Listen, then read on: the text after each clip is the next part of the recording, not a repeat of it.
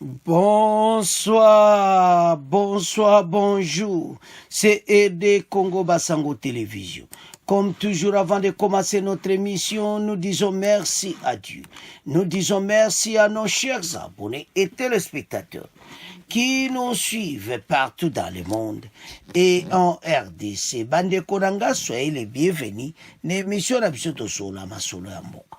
Bande kwa tokosola si position ya ba Uganda. Les positions ambiguës de l'Ouganda, de la RDC. Bande ko vis-à-vis à RDC à travers l'opération ba osala na FARDC. Bande ko nangai l'opération o yezo sala passe. Le général Muhoozi Bohumona yena armée ougandaise en visite yo bazana makambo ba osala. Alors ezo pesa bena kitokoti. Sokoto landi awa. Dans le nord, ces chiffres, il y a plus de 500 otages de rebelles, ADF et 150 condamnés ont été sortis de la brousse.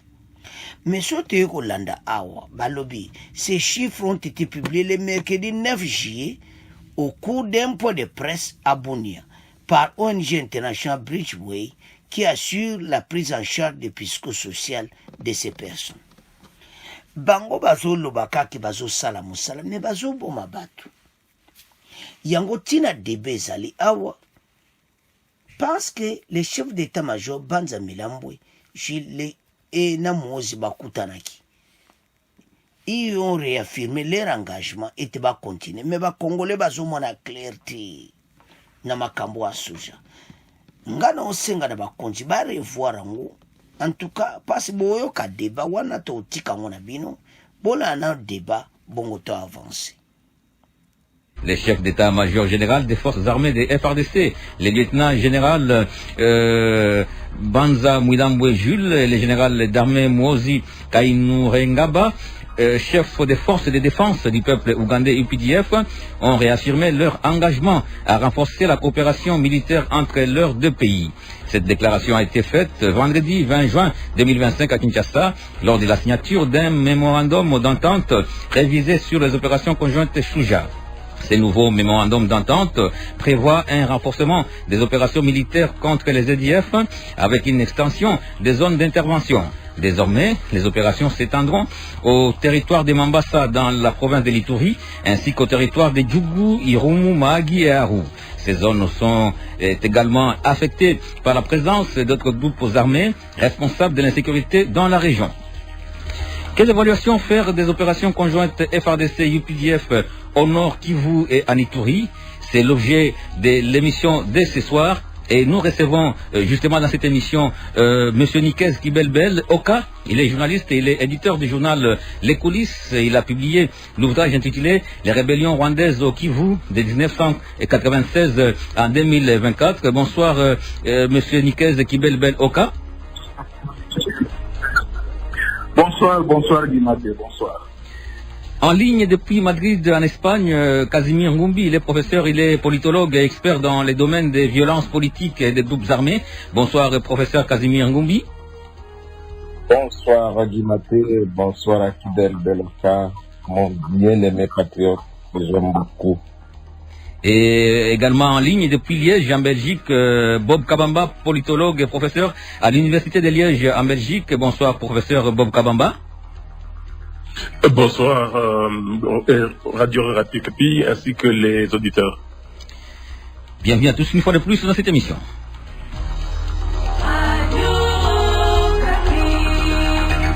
Pour participer à l'émission, appelez les 081 051 66 78 ou contactez-nous par SMS 081 051 57 78 ou par mail dec@radiocapi.net. Nous l'avons dit, dans le cadre de l'opération Shuja des forces conjointes FARDC armée ougandaise pour la neutralisation des EDF dans les Nord Kivu et l'Ituri, des centaines d'otages sont déjà libérés et 150 combattants sortis de la brousse ces 2 dernières années. Pour les détails, on va écouter cet entretien entre Isaac Remoyope et Benjamin Mudumbi. Bonsoir Isaac Remoyope. Bonsoir Benjamin.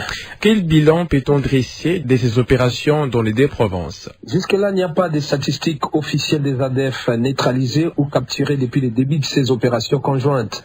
Mais au cours d'un point de presse tenu mercredi à Bunia par l'ONG Bridgeway Foundation, qui collabore avec les services de sécurité dans le cadre de cette opération Shuja, son chef de mission a avancé les chiffres de plus de 500 otages du groupe armé ADF et 150 combattants qui sont déjà sortis de la brousse depuis novembre 2022 dans les deux provinces du Nord Kivu et de l'Ituri. C'est le résultat de la pression militaire et des sensibilisations pour la sortie volontaire des combattants.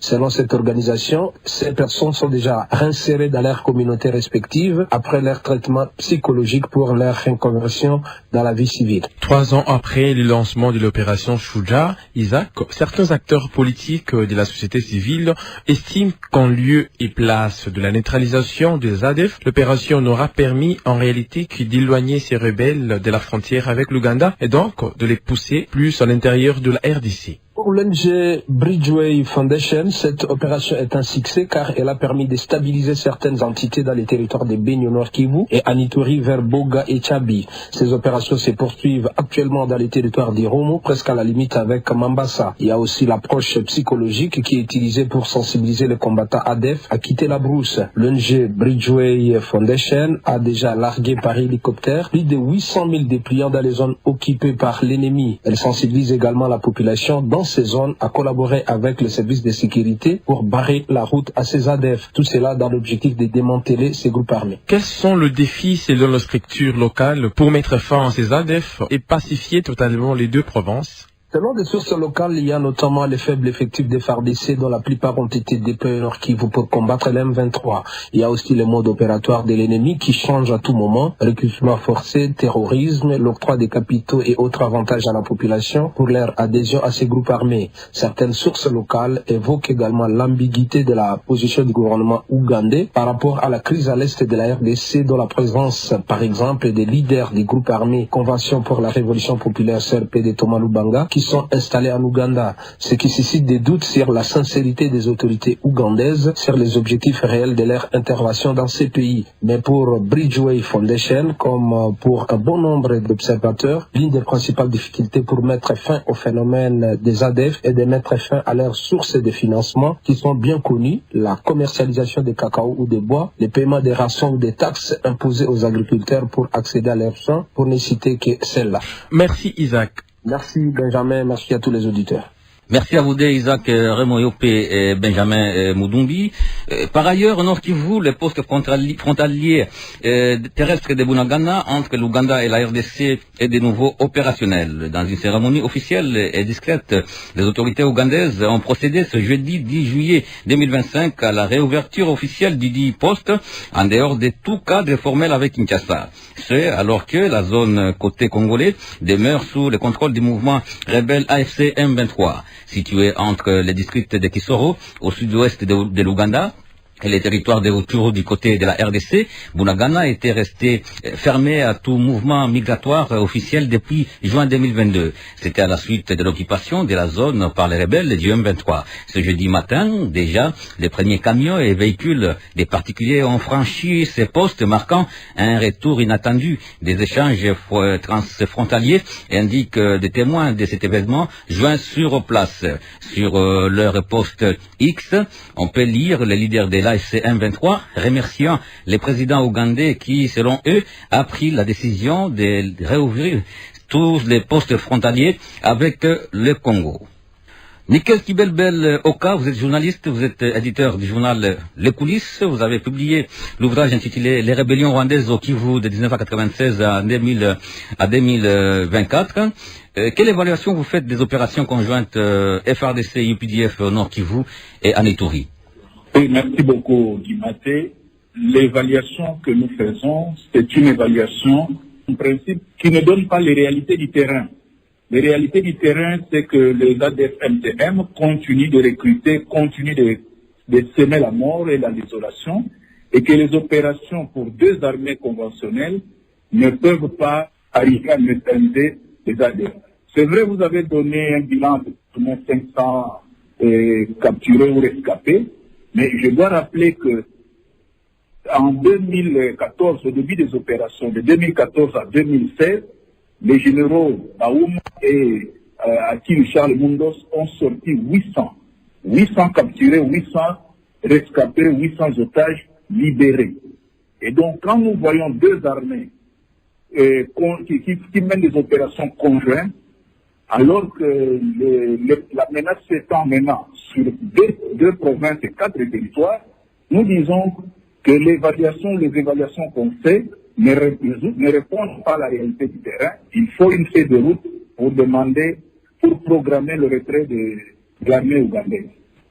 Voilà, donc quand vous dites qu'il faut une feuille de route pour réclamer le retrait de l'armée ougandaise, vous voulez dire quoi par là? Que l'intervention ou l'apport de l'armée ougandaise dans ces opérations ne porte pas des résultats escomptés? Effectivement, nous sommes dans une guerre asymétrique. Dans la guerre asymétrique, l'ennemi, c'est l'anti-modèle du soldat. C'est une guerre non conventionnelle. Les Ougandais viennent avec des chars de combat. Ils bombardent. Mais l'ennemi fait quoi? L'ennemi se disperse dans la population. L'ennemi continue de tuer dans la population. Et comme je l'ai dit, les ADF MPR étaient centrés essentiellement dans la région de Rwenzori, c'est-à-dire dans une partie du territoire cédé. Aujourd'hui, presque 10 ans après, regardez, ils sont maintenant dans 2 provinces. Nous avons dans le Nord Kivu, nous avons Beni et Lubero, et dans l'Ituri, nous avons Irumu, Djougou, et maintenant on va même jusqu'à Maï. Cela signifie que la menace n'a pas été neutralisée simplement parce que nos armées, l'UPDF et les FARDC, font l'antiterrorisme au lieu de faire le contre-terrorisme. Et quand on fait l'antiterrorisme, l'ennemi continue et il se disperse dans la population, il se métastase comme on dit. Parce que l'ennemi est dans l'irrégularité et dans la mobilité. Il est imprévisible et il fait la surprise. Alors que nos armées sont sur la défensive. Ce qui fait que on ne peut pas combattre, on ne peut pas neutraliser ce genre d'ennemis avec les méthodes qu'on utilise aujourd'hui. Il faut renforcer les renseignements. Et tous ceux qui ont utilisé cette méthode ont échoué, notamment les États-Unis en Afghanistan et je pourrais même dire l'armée française au Sahel. Donc, il faut revoir et nous disons qu'il faut une feuille de route pour demander le retrait de troupes ougandaises et que chaque pays s'organise à partir de sa frontière pour faire le partage des informations. Parce que les recrues viennent de partout. Ils viennent de l'Ouganda, ils viennent de la Tanzanie, ils viennent du Kenya, du Burundi, ils viennent même de Mozambique. Alors, si les recrues viennent s'acclimater sur le sol congolais, c'est que les autres pays où l'UPDF, l'Ouganda ne joue pas pleinement son rôle. Oui, Monsieur Nikes Kibelbel, au lieu de demander le retrait, n'est-ce pas, de l'armée ougandaise, pourquoi ne pas proposer de repenser la stratégie de manière à l'adapter, n'est-ce pas, à cette technique de la guérilla qui est souvent utilisée par les EDF? Oui, parce que la contre-offensive, le contre-terrorisme se base d'abord sur le renseignement. Le renseignement l'obtient de la population. Donc il faut que chaque pays puisse avoir le renseignement dans sa population. Je donne toujours un exemple. Qui se passe à Béni? On fait le recensement de femmes musulmanes qui sont des couturières. On leur donne des machines, donc les ADF leur donnent des machines à coudre. Allô, Nikes Kibelbel? Apparemment, il y a un problème des connexions. Professeur Casimir Ngumbi, vous êtes là? Affirmatif, je vous suis. Voilà, vous êtes professeur et politologue, expert dans les domaines des violences politiques et des groupes armés. Et vous, quelle évaluation vous faites des opérations Shuja au Nord Kivu et en Ituri? Je voudrais aller tout droit au but. Je l'ai toujours dit, l'Ouganda cherche à éliminer une menace terroriste en repoussant loin de ses frontières les ADF qui pèsent sur sa sécurité en tant qu'État. Géopolitiquement, l'Ouganda lutte pour sa survie en protégeant ses citoyens et ses infrastructures. Comptant sur la naïveté du gouvernement congolais, n'est-ce pas, qui accepte de mutualiser ses forces à celles de l'UPDF, l'Ouganda se voit autorisé sur tout et sauf rien. Tenez, M. Guibati, l'Ouganda coopère avec certains groupes armés, comme la Codeco, qui était son allié, et qui par la suite l'a trahi au profit des Chinois. En réalité, l'Ouganda entretient à la fois de la géopolitique et de la géoéconomie. Et les alliances avouées et inavouées visent l'exploitation de ressources, particulièrement le minerai. Et donc, les conflits actuels entre la Codeco et l'UPDF le démontrent suffisance. Ce que je peux dire, c'est que la RDC demeurera dans sa naïveté. Et plus il le sera, et l'affaiblissement de ses forces armées, plus l'Ouganda consolidera ses positions géopolitiques et géoéconomiques au bénéfice de sa suprématie dans la région. Et moins la RDC vivra en paix pour un avenir sombre et désespéré. Je pèse bien mes mots. Les résultats présentés, l'intervention des acteurs internationaux, à mon avis, renforcent la naïveté de notre gouvernement. Les questions sécuritaires doivent, n'est-ce pas, concerner exclusivement notre pays. Et si les étrangers interviennent, n'est-ce pas, ils ne peuvent le faire que pendant des moments bien précis. Sinon, les soi-disant alliés ne sont en réalité que de prédateurs. Monsieur Guy-Maté, je me pose deux petites questions. Au regard de notre histoire restante avec l'Ouganda, ce pays peut-il réellement prioriser ses interventions en faveur de notre pays? Moi, je crois que la réponse est non. Une autre question, pourquoi ces interventions peine-t-elle à éradiquer l'insécurité à l'est de la RDC? Je crois que les réponses à cette question ou à ces questions que j'ai posées là-bas peuvent nous aider à bien évaluer objectivement, n'est-ce pas, les mutualisations entre les UPDF et les FARDC ou la République démocratique du Congo. On est à ce niveau pour considérer que ça fait mal, M. Guimaté, que l'on continue à chanter la même chose et que rien n'évolue.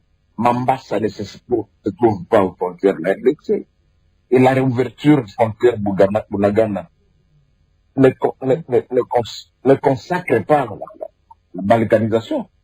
Pourquoi un pays voisin qui sait que nous sommes en guerre contre le M23 peut-il ouvrir ses frontières en faveur de Bunagana et qui est géré, dirigé par le M23? De petites tournées qu'on peut facilement imaginer et observer objectivement pour comprendre que c'est du théâtre de ce monde. Oui, professeur Casimir Ngumbi, lorsque vous parlez de la naïveté du gouvernement congolais, est-ce qu'il s'agit d'une naïveté ou du réalisme? Réalisme pourquoi? Parce que avant que l'UPDF ne puisse intervenir aux côtés des FARDC, c'est tous les jours qu'on coupait les têtes des gens, tous les jours qu'on massacrait les populations dans les territoires des Bénis. Tous les jours, on coupait les têtes des gens. Mais depuis que l'UPDF est intervenu, on ne parle plus. C'est vrai qu'il y a des cas isolés, mais on ne parle plus de ces massacres des populations qui étaient des massacres quotidiens. Alors ça, c'est le premier point. Le deuxième point, naïveté, est-ce que le gouvernement congolais n'est pas aussi dans une position difficile dans ce sens que déjà, il a un front avec les Rwandais, et c'est vrai que le gouvernement est en train de voir, de comprendre les jeux de l'Ouganda, mais est-ce que il serait aujourd'hui logique que le gouvernement congolais puisse ouvrir un autre front avec l'Ouganda? Qu'est-ce qui vous dit que les Rwandais et l'Ouganda ne sont pas ensemble dans les conflits géopolitiques contre la RDC? C'est une question que je vous pose en plus. Et lorsqu'on estime que c'est du réalisme, le réalisme ou la réelle politique n'existe pas un État composé avec n'importe qui, mais plutôt de renforcer son armée. Je pense que la solution n'est pas aller chercher loin. Vous allez composer avec un ennemi parce que vous parlez réalisme. Je pense que revient encore. Et le théâtre, c'est nous. Donc, il faut absolument renforcer les FARDC. C'est pas impossible, parce que le pays en a les capacités pour pouvoir bouffer des rangs l'ennemi. Vous ne savez pas renforcer l'armée et puis vous pensez pour des questions de réalisme composant avec un prédateur. Mais je crois que c'est de la peine perdue. Est-ce que le gouvernement congolais n'aurait pas dû plutôt s'impliquer dans la conception de la stratégie des UPDF contre les EDF, parce que on a l'impression que lorsque UPDF monte sa stratégie, l'UPDF ne tient pas compte, n'est-ce pas, des intérêts de la RDC. UPDF, en fait, l'armée ougandaise est dans une logique d'éloigner la menace de sa frontière et de disperser cette menace sur le territoire congolais. Est-ce que ce n'était pas à ce moment-là, ce n'était pas en amont que le gouvernement congolais pouvait, n'est-ce pas, proposer son point de vue afin que, à l'issue de ces opérations-là, qu'on ne puisse pas disperser, qu'on ne puisse pas délocaliser la menace sur les territoires congolais, mais qu'on puisse arriver à neutraliser la menace. Oui, c'est toujours la même chose. Il faut qu'il laisse pas de cette consolidé et que l'on s'arrête à Hirou, Mouama, qui sont frontières, mais qu'on ne continue pas jusqu'à Mambasa qui est proche de Kisangani. Donc on ne voit pas tout ça, que l'ennemi est en train d'avancer au fur et à mesure pour récupérer tout l'espace. Et ainsi considérer que nous n'existons pas en tant qu'État qui doit contrôler cet espace. Moi je crois que c'est des situations comme celle-là qui peuvent encore permettre au gouvernement de revoir les stratégies pour contrer et à la fois les groupes armés, notamment l'ADF, et ceux de revoir les conventions, les accords signés avec l'UPDF. Parce que moi je considère, on éveille avec l'UPDF, moi je considère toujours, étant donné que les sources lointaines des ADF sont situées en Ouganda, moi je me pose la question de savoir est-ce qu'ils ne sont pas le même à un certain niveau, comme le Rwanda et l'Ouganda contre la RDC. Donc il faut approfondir les études pour imaginer, n'est-ce pas, de nouvelles stratégies pour essayer de connaître qui est qui et qui intervient où, avec qui et pour atteindre quel but.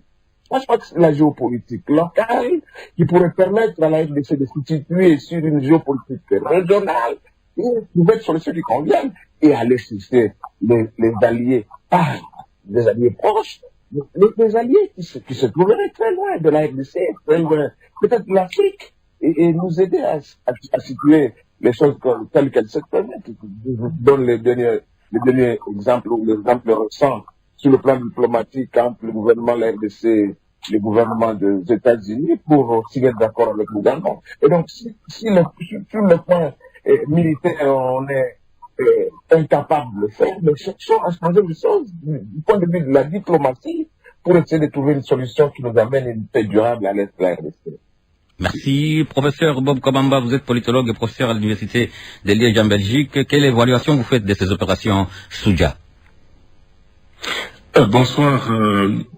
Ce que l'on peut dire, c'est que l'on se trompe d'analyse. C'est que l'objectif de ces opérations n'est pas d'éradiquer les groupes ADF. L'objectif est de sécuriser les routes commerciales qui vont vers l'Ouganda. C'est-à-dire que lorsque l'on regarde les chiffres produits par la Banque centrale ougandaise, on se rend compte que dès le début de l'opération conjointe contre les ADF, on voit que l'Ouganda a multiplié par 1000 l'exportation d'or de l'Ouganda vers le marché international. Et quand je dis plus de 1000, c'est-à-dire qu'en 2021, l'Ouganda a exporté pour 200 millions de dollars d'or. À partir de cette opération, ce montant s'élève à 2 milliards 300 millions de dollars 2022, 2023, Et donc clairement, l'exportation d'or est devenue la première richesse de l'économie ougandaise. Tous les rapports attestent que cet or ne vient pas des mines ougandaises, mais vient du trafic illégal d'or de la province de l'Ituri, ancienne province orientale, vers l'Ouganda. Et donc cette manne est indispensable pour l'économie ougandaise. Et il est important de pouvoir la sécuriser. Et pour la sécuriser, c'est ça qu'on est en train de pouvoir mener ces différentes opérations qui permettent justement de bien canaliser ce flux d'or vers l'Ouganda. Alors le deuxième produit d'exportation de l'Ouganda, c'est le café. Alors quand on regarde aussi la production de café, on se rend bien compte qu'une bonne partie du café congolais transite par l'Ouganda et devient du café ougandais. Et ainsi participe à l'économie ougandaise. Et donc, clairement, depuis ces chiffres qui sont publics, au niveau de l'économie ougandaise, on se rend bien compte que l'opération rapporte économiquement plus pour l'Ouganda et que dans la traque des rebelles ADF. Par ailleurs aussi, quand vous suivez que le général chef d'état-major ougandais précise qu'ils vont maintenant commencer à s'attaquer aux Alendo, c'est tout simplement parce que ces groupes contrôlent aussi certaines mines orifères, et qu'il est important que ces différentes mines soient contrôlées par les forces ougandaises et continuent à alimenter les routes commerciales. Et alors, en s'attaquant aux Alendo et aux autres groupes, c'est éradiquer la mainmise de ces groupes sur les mines orifères. Et donc, cette opération telle qu'elle est menée, et donc elle ne va pas se terminer, elle ne se terminera pas tant que le poids de richesses qui vont vers l'Ouganda constitue l'essentiel, pour l'instant, de l'économie ougandaise. Professeur Bob Kabamba, comme vous le dites là, vous dites que l'objectif de ces opérations pour l'Ouganda était de sécuriser, n'est-ce pas, les routes commerciales qui vont vers ces pays, vers l'Ouganda. Mais est-ce que c'était les mêmes objectifs qu'avait la RDC lorsque celle-ci avait accepté le soutien des UPDF? Alors, ce qu'il faut savoir, c'est que du côté de Kinshasa, il était indispensable de ne pas avoir une alliance claire, durable entre l'Ouganda et le Rwanda dans le cadre de son différend avec le Kigali. Et pour ça, Kinshasa ferme les yeux et laisse faire l'Ouganda par crainte d'avoir une alliance Ouganda-Rwanda comme on a connu en 1996 et dans les années 2000. Et alors, en acceptant que l'Ouganda puisse garder ce qu'on appelle sa zone d'influence, comme je viens de l'expliquer, et cela donne la fait une satisfaction à Kinshasa qu'il n'y a pas d'alliance avec l'Ouganda. Et d'où la satisfaction que l'on a dans les discours de Kinshasa, et même dans le narratif qui est donné à chaque fois par rapport à ce qui se passe dans la région Est, on stigmatise toujours le Rwanda, mais on ne stigmatise pas l'Ouganda. Or, nous savons tous que la guerre avec le M23 a commencé avec le soutien de l'Ouganda. Et ça, c'est souligné dans plusieurs rapports, parce qu'il suffit simplement de connaître la région, et puis de connaître la région. Bunagana, ce n'est pas le Rwanda, Bunagana, c'est l'Ouganda. Si l'Ouganda ne voulait pas, le Bunagana ne serait pas tombé. Alors, par ailleurs aussi, tout cet aspect économique, ce que je dois souligner aussi, un autre fait important, c'est que le Congo, surtout la partie orientale, constitue aussi ce qu'on appelle un déversoir des produits ougandais, en termes d'exportation des produits ougandais vers le Congo. Alors je dois insister, parce que le premier partenaire économique donc, de l'Ouganda, c'est les Émirats arabes unis, à cause de la vente de l'or. Ensuite, en deuxième position, on a le Kenya, et en troisième position, c'est la RDC.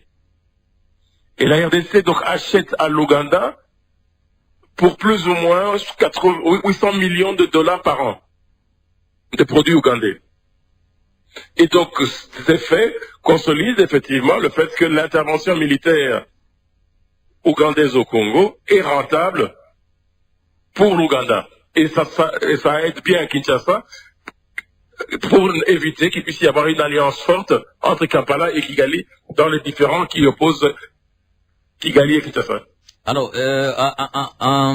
selon cette alliance avec l'Ouganda, est-ce que la RDC est parvenue à empêcher l'alliance entre l'Ouganda et le Rwanda? Vous avez, n'est-ce pas, rappelé ici que Bunagana était tombé et les forces du M23 étaient passées par la frontière ougandaise. On apprend aujourd'hui que le gouvernement ougandais a procédé à la réouverture, n'est-ce pas, de cette frontière à l'insu du gouvernement congolais et en faveur, n'est-ce pas, du M23, parce que les autorités du M23 ont remercié le président ougandais, mais aussi il y a ce mouvement rebelle qui est tenu par Thomas Lubanga, qui est en connexion avec le M23 et qui aurait comme base arrière en Ouganda. Mais est-ce que, en acceptant cette alliance avec l'UPDF, le gouvernement congolais est parvenu à empêcher l'alliance entre l'Ouganda et le Rwanda?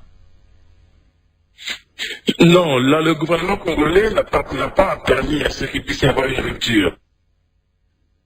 Parce que lorsque vous regardez la progression du M23 vers le Grand Nord, vous vous rendez compte qu'une bonne partie de ce qu'on appelle la zone d'influence ougandaise est prise et sous contrôle, en fait, de l'AFC M23. Il n'y a pas eu de réaction ni d'affrontement entre le M23 et l'armée ougandaise. On a plutôt assisté à une espèce d'accord tacite de faire avancer le M23 vers le Grand Nord. Par ailleurs aussi, lorsque l'on voit qu'il y a les accords qui ont été conclus entre Thomas Lubanga, qui a adhéré à l'AFC M23, et ce même groupe armé est créé et coordonné à partir de Kampala. Et sans que Thomas Lubanga ne soit inquiété, ces hommes ne sont pas inquiétés et ces hommes sont en train de se déployer dans la partie orientale, dans la zone sous influence ougandaise. Et donc on ne peut pas dire que Kinshasa a réussi à couper le lien à l'alliance entre Kampala et Kigali.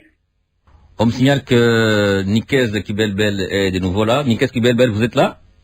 Oui, je suis là, oui. Voilà, nous allons maintenant donner l'occasion aux auditeurs qui sont en train de nous appeler pour donner leur point de vue. Nikes Kibelbel, vous allez écouter la réflexion de cet auditeur qui nous appelle depuis la ville de Bukavu et vous allez réagir, n'est-ce pas, à sa réflexion.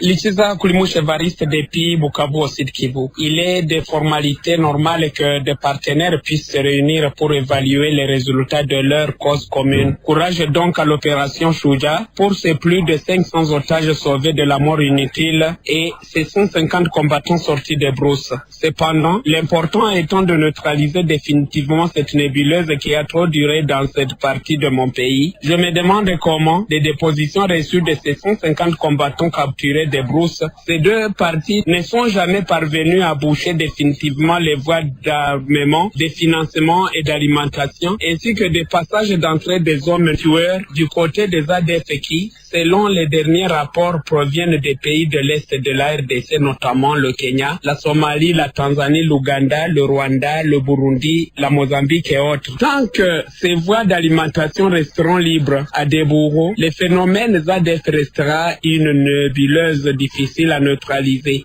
Nikes Kibelbel? Oui, je dis qu'il a raison en partie, parce qu'il faut ajouter une chose importante. Et le professeur Bob Kabamba l'a dit, l'UPDF est au Congo pour éloigner la menace. Vous savez que l'UPDF, le Total Énergie, la France doit exploiter le pétrole du lac Albert. Et il le fait comme il le fait au Mozambique. Au Mozambique, Total Énergie a découvert le bloc gazier à la province au district de Cabo Delgado. On utilise l'armée rwandaise, la France utilise finance l'armée rwandaise pour protéger le bloc gazier, une valeur de plus ou moins 20 milliards de dollars pour la France et pour Total Énergie. Donc, éloigner la menace, c'est ça ce qu'il faut. Maintenant, l'auditeur souligne une très bonne chose.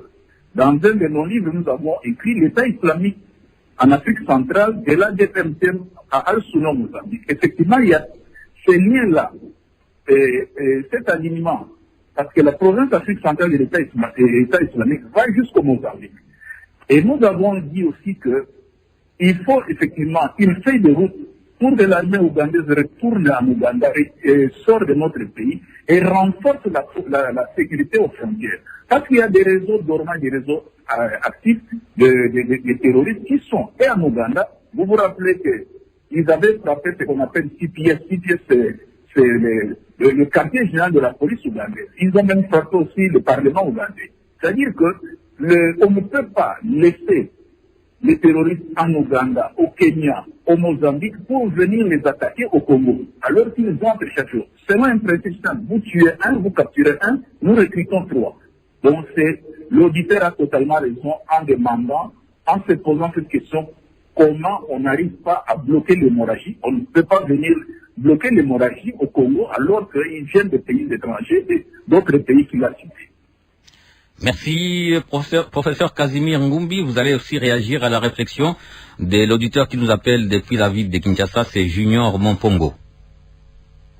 Junior Mompongo depuis la ville-province de Kinshasa. Alors que l'Ouganda se félicite avec la RDC des succès de l'opération conjointe Shuja contre les ADF, plus de 500 otages libérés depuis 2022, il rouvre aujourd'hui sa frontière côté Bunagana, une zone encore sous occupation du M23. Quelle contradiction flagrante. D'un côté, l'armée ougandaise coopère avec les FARDC pour neutraliser les rebelles islamistes, ADF dans le nord Kivu et Ituri, et de l'autre côté, elle normalise les mouvements à Bunagana. Cela ressemble moins à une alliance qu'à une stratégie régionale à deux vitesses. Coopérer militairement aussi, tout en légitimant une occupation armée au nord. Il est temps pour le gouvernement congolais de comprendre qu'on ne combat pas une rébellion sur un front, pendant qu'on légitime une autre sur un autre front. L'Ouganda et le Rwanda ne sont que les deux faces d'une même pièce de monnaie et il faut les traiter de la même manière pour sauvegarder notre intégrité territoriale.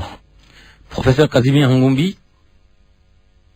Je donne totalement raison à mon frère et je l'embrasse en pleurant à deux parce que c'est quand même extrêmement grave. Le professeur Kabamba, par des chiffres précis, vient de montrer comment la géoéconomie de l'Ouganda se porte extrêmement bien dans ses rapports avec la RDC. Je pense, à mon avis, que qui vivra verra, et je l'ai dit dans ma petite thèse, plus l'Ouganda se permettra sa récréation sur notre territoire, couplée à notre propre naïveté, plus la paix, l'insécurité persistera dans notre pays, et que ça sera extrêmement grave pour un pays qui veut se retrouver, qui veut se consolider, qui veut s'imposer dans l'échiquier international. Je crois que l'auditeur a raison. Je ne peux que le féliciter par rapport à sa réflexion. Merci, professeur Bob Kabamba. Vous allez aussi réagir à la réflexion de l'autre auditeur qui appelle depuis la ville de Kinshasa, c'est Jefté Eonga.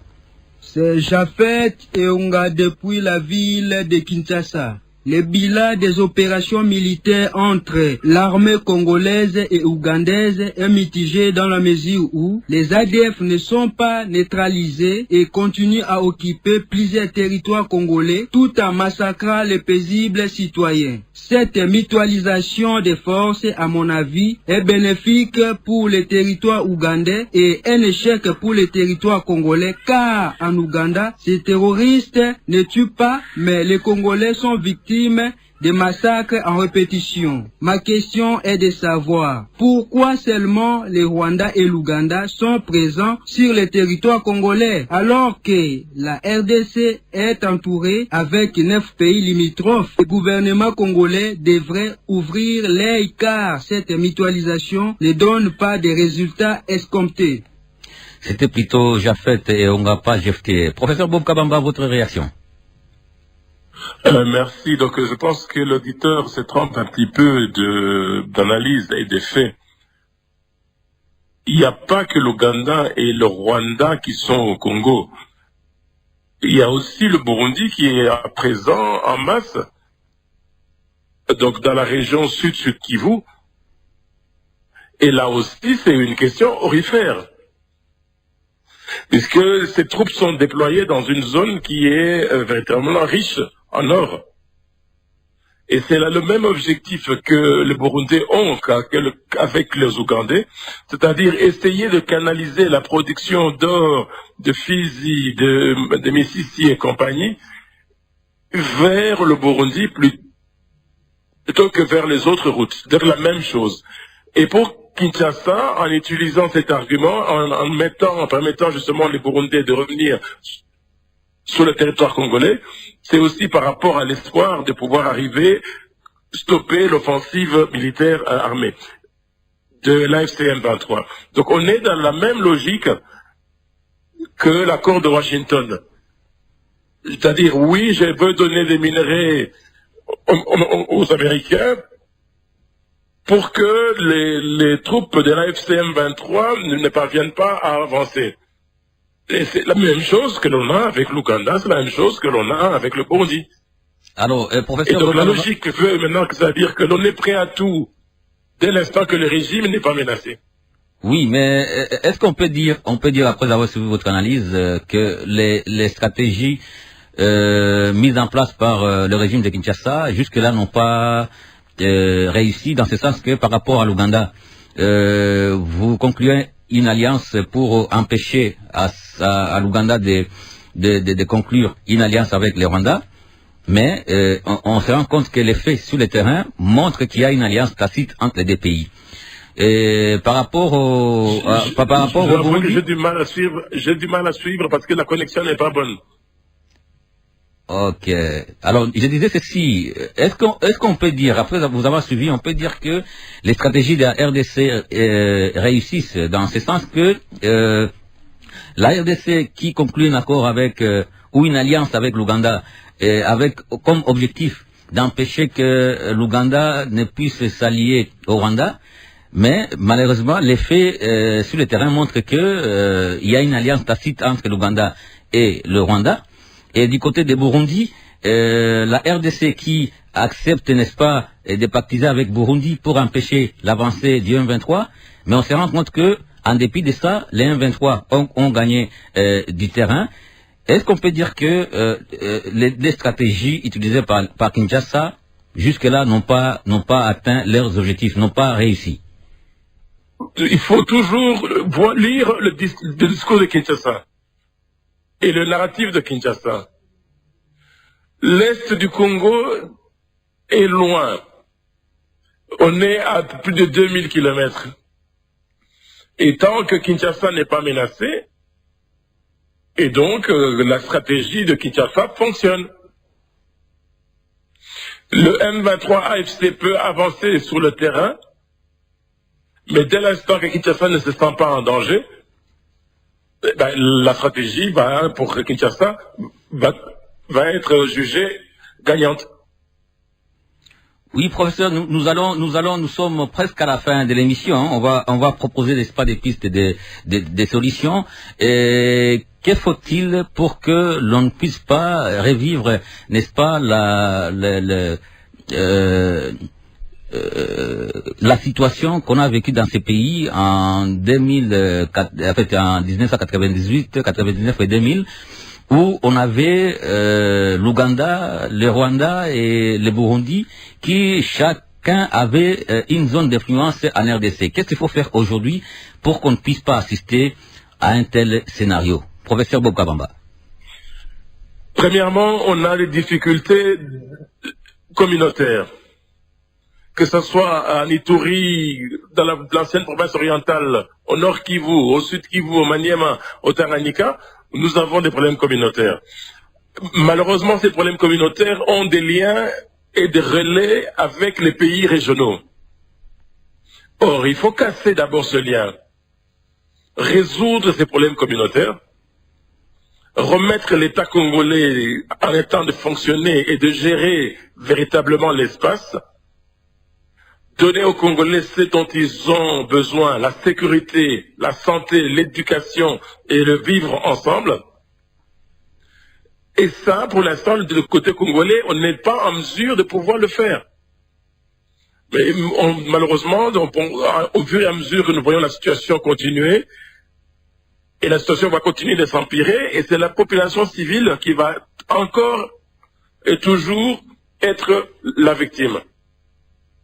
Merci Nikez Kibelbel. Oka, vous êtes journaliste, éditeur du journal Les Coulisses. Vous avez publié l'ouvrage intitulé Les rébellions rwandaises au Kivu de 1996 à 2024. Vous ne pensez pas que le moment soit arrivé, vous ne pensez pas qu'il soit opportun que le régime de Kinshasa puisse, n'est-ce pas, pour éviter l'éventualité, n'est-ce pas, d'occupation de certains de ces territoires par les puissances extérieures. Vous ne pensez pas qu'il soit opportun aujourd'hui que le régime de Kinshasa puisse repenser sa coopération militaire avec certains pays voisins, notamment l'Ouganda et le Burundi?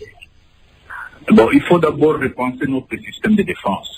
Ça, il faut le dire, il faut repenser tout notre système de défense qui est défaillant aujourd'hui. Et avec la chute de Goma de Bukavu, ça se voit. Mais je voudrais quand même ajouter, l'Ouganda a ouvert la frontière de Bunagana. Il faut aussi noter que l'Ouganda entre dans la période électorale. Cela permet aux Congolais d'entrer en Ouganda, de se faire enrôler pour les élections qui vont se passer. Allô, Nikez Kibelbel, est-ce que vous êtes toujours là? Voilà, apparemment, il est parti. Professeur Casimir Ngumbi, vous êtes professeur, vous êtes politologue et expert dans les domaines des violences politiques et des groupes armés. Face à cette situation, que devrait faire le gouvernement de Kinshasa? Que devrait faire le gouvernement congolais? Sur le plan de la région, je crois qu'il faut dire que la RDC lutte seule contre tous dans sa partie est. Que la RDC retienne qu'en priorité la consolidation des RDC par des alliances avec des États peut-être non frontaliers et puissants permettrait au pays de revigorer 4%. J'ai comme l'impression que les pays voisins sont tellement devenus incrédules qu'on ne peut pas compter sur eux.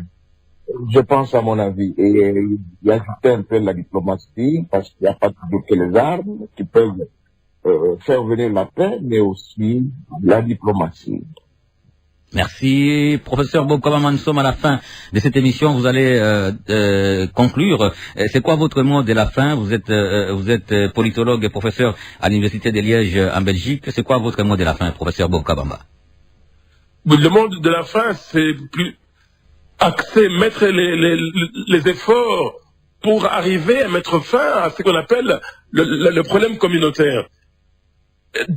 Si on n'y arrive pas, nous allons rester dans le cycle de violence, les dynamiques communautaires vont avoir de relais régional et la guerre va continuer. Et ça incombe à l'État congolais de pouvoir travailler et mettre fin à cette dynamique conflictuelle communautaire. Professeur Casimir Ngumbi, c'est quoi votre conclusion? Ma conclusion, c'est la fin de l'hymne national. Nous devons tout faire pour préserver l'avenir de ce pays. Sinon, ça sera difficile de compter avec les pays voisins. Les pays voisins, je dis, il faut les considérer tous comme des prédateurs et chercher des alliances loin des frontières de la RDC, pourquoi pas composer avec les grandes puissances. C'est possible. Et à ce prix, je pense que nous pouvons traquer non seulement les groupes armés en l'est de la RDC, mais en même temps empêcher que les pays voisins n'installent durablement leurs prédations à l'est de notre pays. Merci. Nikez Kibelbel, vous êtes là? Je suis là, je vous écoute. Voilà, votre mot de la fin. Nous sommes à la fin de l'émission. Votre conclusion? Malheureusement, je reviens sur ce que j'ai dit au départ. Il faut une feuille de route pour le retrait programmé de l'UPDF du sol congolais. Alors, bandeko tolandi débat. Donc, soko landi, au moins que situation à l'est, et Zamao. Alors, cette déclaration a été faite le 20 juin 2025 à Kinshasa la scientifique des sujets. Ce nouveau mémorandum entend prévoir renforcement des opérations militaires contre les ADF avec une extension des zones d'intervention au territoire de Mombasa, dans la province de l'Ituri, jusqu'au territoire de Djougou, Irumu, Maogu et Aru. Ces zones sont également affectées par la présence d'autres groupes armés responsables de l'insécurité. Alors, quelle évaluation faire des opérations conjointes FARDC et IPDF? Bolobini ni pour opération.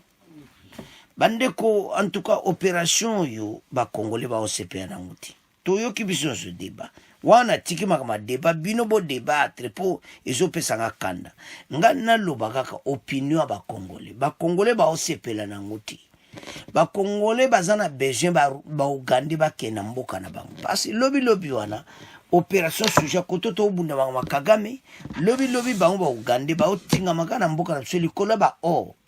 Lelo Uganda a komiso exportateur or a komiso 40e na liste kaka ba or na biso metoko ndima bato ti wapi tozo sepelati.